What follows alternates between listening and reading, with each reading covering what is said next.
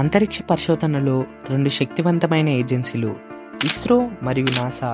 భారతదేశపు గర్వమైన ఇస్రో, అమెరికాకు సంబంధించిన అంతరిక్ష మాస్టర్ ప్లేయర్ అయిన నాసా.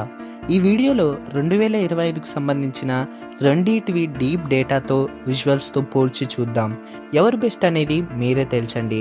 అండ్ వీడియోలోకి వెళ్ళే ముందు మన ఛానల్ని ఎవరైనా కొత్తగా చూస్తుంటే సబ్స్క్రైబ్ చేసుకొని లైక్ చేసి షేర్ చేయండి. అండ్ పక్కనున్న గంట సింబల్ని నొక్కడం మాత్రం మర్చిపోకండి. అప్పుడే మన వీడియోస్ మీకు నోటిఫికేషన్ ద్వారా వస్తాయి.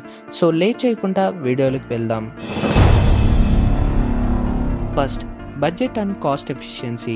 నాసా బడ్జెట్ 2025లో సుమారుగా $25.4 బిలియన్ అండ్ ఇస్రో బడ్జెట్ 2025లో సుమారుగా $1.7 బిలియన్ మాత్రమే.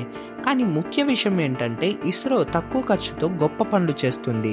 ఉదాహరణకు ఇస్రో యొక్క చంద్రయాన్ 3 మిషన్ కేవలం 615 కోట్లు మాత్రమే. ఇది హాలీవుడ్ మూవీ ఇంటర్స్టెల్లార్ కంటే తక్కువ ఖర్చు. And second one, technology and innovation. NASA advance technology కలిగి ఉంది, like James Webb telescope, Artemis moon mission, Perseverance rover on Mars. ISRO కూడా కొత్తగా ముందుకొస్తుంది గగన్యాన్ హ్యూమన్ మిషన్తో. ఇది 2025లో జరగబోతుందంట. అండ్ వీనస్ మిషన్ అయిన శుక్రయాన్ కూడా. అండ్ మన ఇస్రో కొత్తగా శాటిలైట్స్ కూడా తయారు చేస్తుంది. అండ్ థర్డ్ వన్, ఈ రెండు ఏజెన్సీకి మిషన్ సక్సెస్ రేట్ ఎంత ఉందో చూద్దాం. First, ISRO mission success rate వచ్చేసి 92% and NASA mission success rate వచ్చేసి 96%. అయితే ఇస్రో ఎక్కువగా లో కాస్ట్ మిషన్స్ చేస్తుంది. అవి తక్కువ రిసోర్స్తోని ఎక్కువ ఫలితాలు ఇస్తున్నాయి. సో నాసాతో పోలిస్తే ఇస్రోకి తక్కువ సక్సెస్ రేట్ ఉందంటే ఇస్రో లో బడ్జెట్తో చేస్తుంది కాబట్టి, అండ్ లో రిసోర్సెస్ అండ్ లో బడ్జెట్తో చేస్తుంది కాబట్టి. బట్ నాసా దానికి చాలా రిసోర్సెస్ అందుతాయి అండ్ అది ఎంతైనా ఇన్వెస్ట్ చేయగలదు ఒక ప్రాజెక్ట్ మీద. ఒకవేళ నాసాకి అందినంత బడ్జెట్ ఇస్రోకి అందుంటే నాకు తెలిసి 100కి 100% మిషన్ సక్సెస్ రేట్ ఉండొచ్చు ఏమో. నాసాతో పోలిస్తే చాలా తక్కువ రిసోర్సెస్ అండ్ బడ్జెట్ ఉన్నా కానీ 92% సక్సెస్ రేట్ ఉందంటే ఇస్రో ఎలా పనిచేస్తుందో మీ ఊహలకే వదిలేస్తున్నాను. And manned space programs. NASA 10 సంవత్సరాల నుండి మానవ యాత్రలు చేస్తుంది. అపోలో మిషన్ అని, ISS కొలాబరేషన్ అని.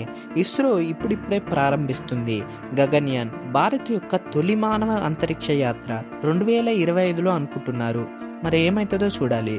And fifth one, global collaborations. NASA 100కి పైగా దేశాలతో స్పేస్ సంబంధాలు కలుపుకుంది. And ISRO South Asia, France, UAE, USA వంటి దేశాలతో కలిపి పనిచేస్తుంది. ఇంకా తన సొంత GPS ఉపగ్రహాలని రూపొందిస్తుంది. Commercial space and satellites. ISRO Antrix and NSIL ద్వారా సుమారుగా 400కు పైగా విదేశీ ఉపగ్రహాలను విజయవంతంగా ప్రయోగించాయి. నాసా కమర్షియల్గా చాలా ఎక్కువగా వ్యవహరించదు, కానీ స్పేస్ ఎక్స్, బ్లూ ఆరిజిన్ వంటి ప్రైవేట్ స్పేస్ కంపెనీస్ ప్రోత్సహిస్తున్నాయి. కంక్లూజన్, ఇవి రెండు తమదైన ప్రత్యేకతలు కలిగి ఉన్న స్పేస్ ఏజెన్సీస్.